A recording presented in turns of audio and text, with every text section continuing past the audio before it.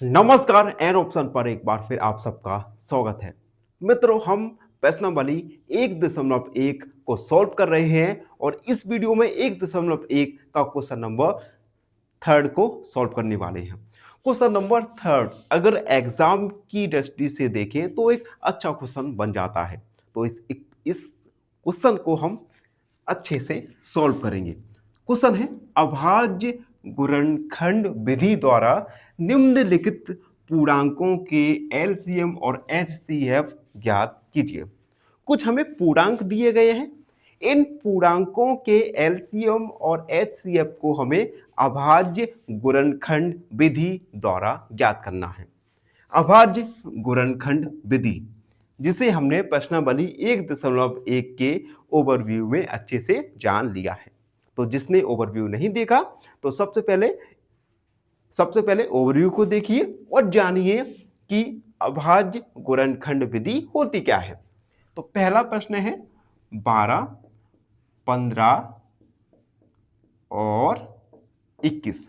सबसे पहले हम एलसीएम ज्ञात करेंगे। तो 12, 15 और 21, 2 का भाग जाएगा 12 में 6 बार, 15 में नहीं जाएगा, 21 में नहीं जाएगा। 2 तिया 6, 15 में नहीं जाएगा, 21 में भी नहीं जाएगा। अब 3 का भाग, 3 एकम 3, 3 15, 3 21। अब 5 और 7 में 3 का भाग तो नहीं जाएगा, तो हम 5 का भाग करेंगे, जो कि 5 एकम 5 में चला जाएगा। उसके बाद 7 का भाग, 7 एकम 7।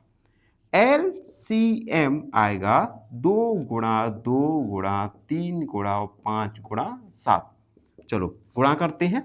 5 3 15, 15 दूनी 30, 30 दूनी 60 गुणा 7। एलसीएम आ जाएगा 7 6 42, यानी 420। एलसीएम आ गया हमारा 420। अब हम एचसीएफ को फाइंड करेंगे। तो 12, 2 चक्का 12, 2 तिया 6 और 3 एकम 3। उसके बाद अगला नंबर है 15, 3 का भाग 3 5 15 और 5 एकम 5। अगला नंबर 21, 3 से 7 21, 7 एकम 7। तो 12 के गुणनखंड हैं 2 गुणा 2 गुणा 3, 15 के गुणनखंड हैं 3 गुणा 5 और 21 के गुणनखंड हैं 3 गुणा 7। अब ऐसे गुणनखंड जो तीनों में समान हो, तो ऐसा केवल एक ही गुणनखंड है जो तीनों गुणनखंडों में समान है।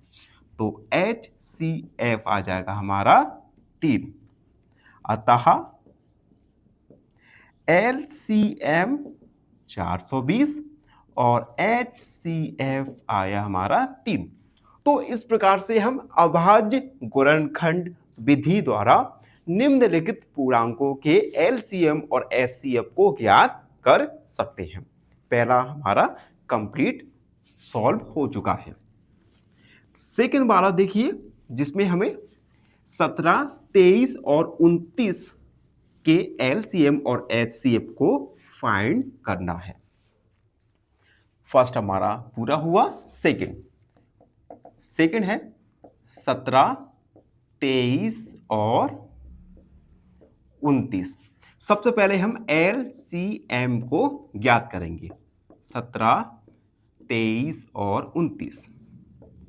अब देखो 17, 23 और 29 ये तीनों ही नंबर अभाज्य संख्याएं हैं।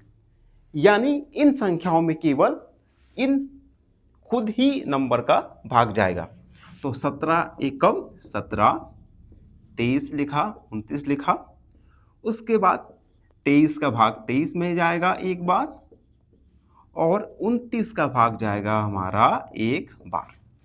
एलसीएम आएगा 17 गुणा 23 गुणा 29। एलसीएम गुणा करते हैं। सबसे पहले 17 में 23 का गुणा, 3 सत्ते 21, 3 एकम 3, 4 5 और 2 सत्ते 14, 2 एकम 2 और 1 3, 1 9 3। 391 में हम 29 का गुणा करेंगे। 9 एकम 9, 9 9 81, 8 हमारी हासिल, 9 3 27, 28 29 30, 31 32 33 34 35। 2 एकम 2, 2 9 18, 2 3 6 और 1 7, 9 3 8 4 12 13, 7 8 9 10 11। तो एलसीएम आया हमारा 11,339। अब हम HCF को ज्ञात करेंगे। HCF 17, 17 में केवल 17 का भाग जाएगा, 23 में केवल 23 का भाग जाएगा और 29 में केवल 29 का भाग जाएगा। 17 गुणनखंड 17, 23 का गुणनखंड 23 और 29 का गुणनखंड है हमारा 29। अब देखो यहां तीनों ही गुणनखंड में कोई भी समान गुणनखंड नहीं है। तो जब समान गुणनखंड नहीं होता तो हमारा HCF आता है 1। अतः LCM आया हमारा 11 33 9 और HCF आया हमारा 1।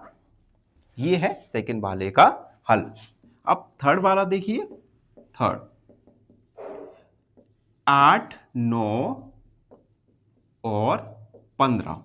सबसे पहले हम LCM को ज्ञात करेंगे। तो 8 9 और 25, इन तीनों के गुणनखंड निकालेंगे। तो 2 का भाग करेंगे, 2 चौक 8, 9 में नहीं जाएगा, 25 पे नहीं जाएगा। 2 दूनी 4 और उसके बाद 2 एकम 2। अब 3 का भाग जाएगा 9 में, 3 तरह का 9, 25, 3 एकम 3। 5 का भाग जाएगा 5 बार 25 में और 5 एकम 5। LCM आएगा हमारा 2 गुणा 2 गुणा 2, 3 गुणा 3 गुणा 5 गुणा 5। अब हम मल्टीप्लाई करेंगे LCM।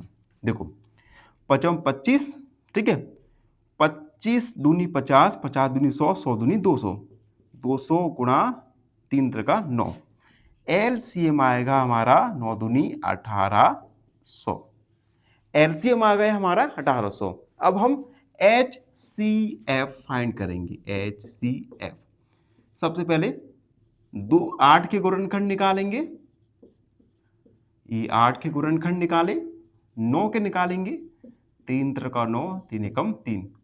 25 के निकालेंगे, 5 25, 5 एकम 5।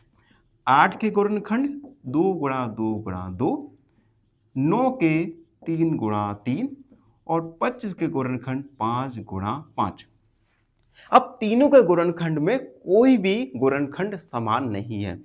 जब समान नहीं होता तो HCF आएगा हमारा 1। अतः LCM आया हमारा 1800 और HCF आया हमारा 1। तो इस प्रकार से हमने अभाज्य गुणनखंड विधि के माध्यम से निम्नलिखित पूर्णांकों के HCF और LCM को ज्ञात किया। इसी के साथ क्वेश्चन नंबर 3 कंप्लीट सॉल्व हो चुका है। आई होप आपको अच्छे से समझ आ गया होगा। फिर भी कोई समस्या है, कोई भी क्वेश्चन है तो उसे कमेंट सेक्शन में जरूर लिख दीजिए। धन्यवाद, हमेशा प्रसन्न रहिए। फाइनली एक क्वेश्चन पूछूंगा आपसे। क्वेश्चन है, which of the following has a terminating decimal expansion? Option A 77/210, option B 13/100 या ऑप्शन सी 29/330। इस क्वेश्चन का आंसर कमेंट सेक्शन में जरूर लिखिए। बने रहिए हमारे साथ एन ऑप्शन पर। धन्यवाद।